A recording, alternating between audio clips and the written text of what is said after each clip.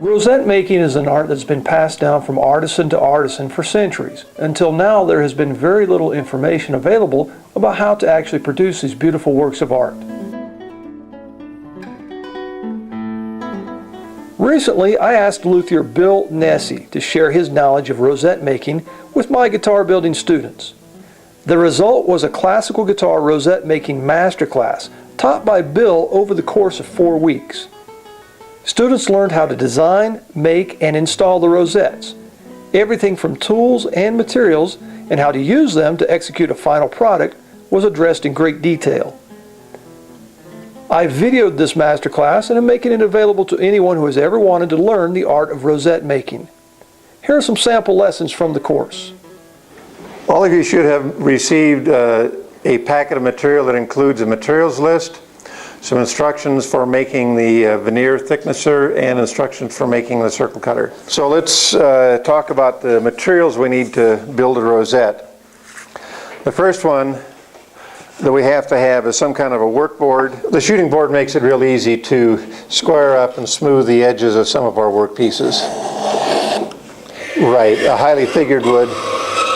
So that's how this thing works, and you can see, you can just peel off extremely thin shavings from that. A word about saving yourself a little time. If you notice, that column and that column are identical. Okay, we're going to talk about how we make this type of a herringbone pattern.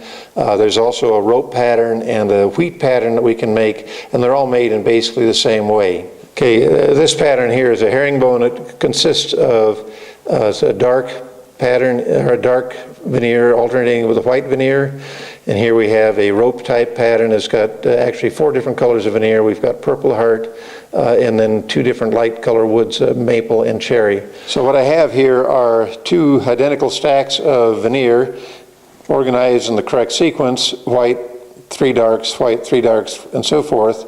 Each of them has 4 repeats, so I've got a total of 16 pieces of veneer, and everything else gets, except for the outside pieces, gets glued on both sides to make sure we have no dry spots. After making the columns needed for the tile log based on your design, Bill is now going to show us how to slice them and glue them together to make the log. Okay, we now have a dozen of these slabs of different pieces of veneer glued together.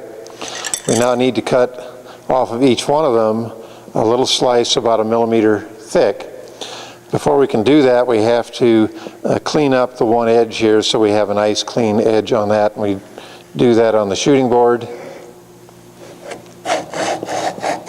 Okay, what we've done to set up the bandsaw is first to put a piece of a thin material, in this case it's a little composition board, and take a slice off of each of these, thin them on the veneer thinner, and then glue them together to form our log. As each of these strips gets a little thinner, you have to exercise just a little extra caution in pulling them through that you don't break them. Okay, so that's what the pattern looks like in cross-section. You can, after you put all the little pieces together, you can see whether you actually have a design you like and whether you got the right pieces sliced off and in the right order. This started out like so. Cut it down the middle. We now fold them in on each other and put the cleaned up side to the middle where you're gluing. And that gives you your herringbone pattern. In this case, I'm going full depth all the way around. So we just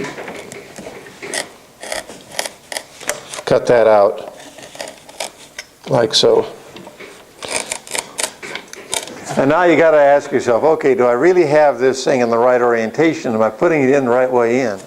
Lever it in there, and one of the things I've discovered, if you're not careful, and the key is you have a lot of pieces together so they support each other. Yeah. So a single, like that, if I tried to bend that rope pattern around by itself, it would not go. But because you have material on both sides of it, it goes quite easily. And getting this first tile in is usually the pain in the, yeah, that one. That was great. As you can tell, the course is very thorough, allowing anyone with the desire and some patience to make professional looking rosettes for your guitars. I hope you enjoyed the course and the information made available here.